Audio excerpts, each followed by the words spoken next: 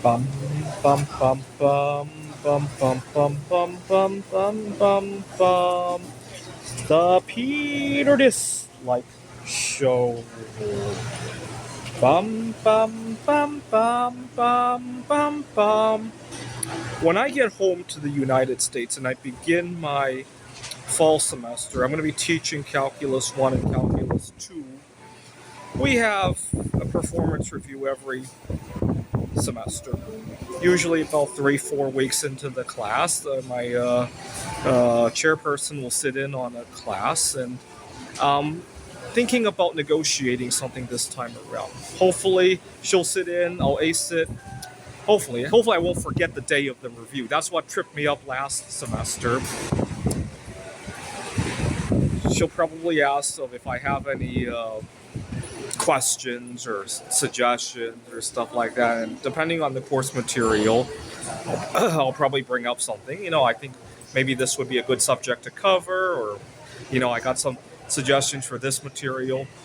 But there's one thing I want to bring up, and this one may involve HR as well. I want my upper management to be mindful to not leave cliffhangers when talking to me. The classic example was an email that says, I want to talk to you tomorrow, with no context on what it is, and when I respond to her, she's already half asleep. Right? That always trips me up. My dating life is already full of cliffhangers just like that. I don't need them at work too. I'll probably bring up that I have differences in mental health background without saying too many details, right? Just be mindful of these cliffhangers. I had a situation when I was working on my PhD where I almost got kicked out of the program. What had happened was my PhD advisor had saw this paper that was really interesting and got too excited. Hey, I got something to show you tomorrow, something like that. And she sent it, and she went about her life. Nothing malicious. I don't think she's doing it out of malicious intent or to test me or anything like that. Nothing.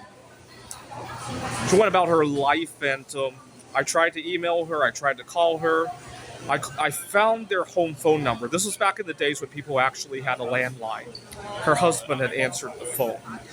And when he heard it was me, he basically told me to go to hell and hung up the phone. He was really upset that I had interrupted them in the middle of dinner, or perhaps when they were doing something in the bedroom. Who knows what I interrupted them with, right? The next day, I camped out of my PhD advisor's office at 7 in the morning.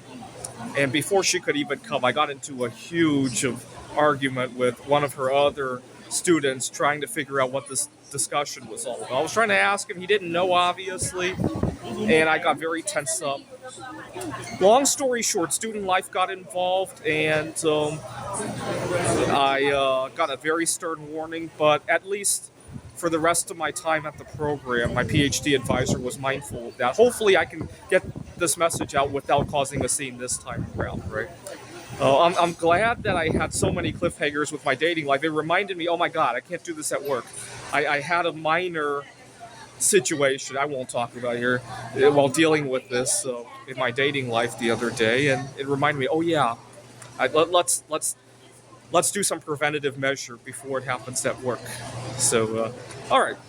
Something that I'll have to think about over the coming months. But this time I don't want to forget about. Actually, when I find out the day of the performance review, I'm going to make a video to talk about it so you guys can also help remind me. And I'll tell a bunch of other people. Because last time, what really tripped me up was I forgot the day of the review. I was dealing with dating life drama just like this. And this is the Peter Dislike Show. Bum, bum, bum, bum, bum, bum, bum, bum, bum, bum, bum, bum.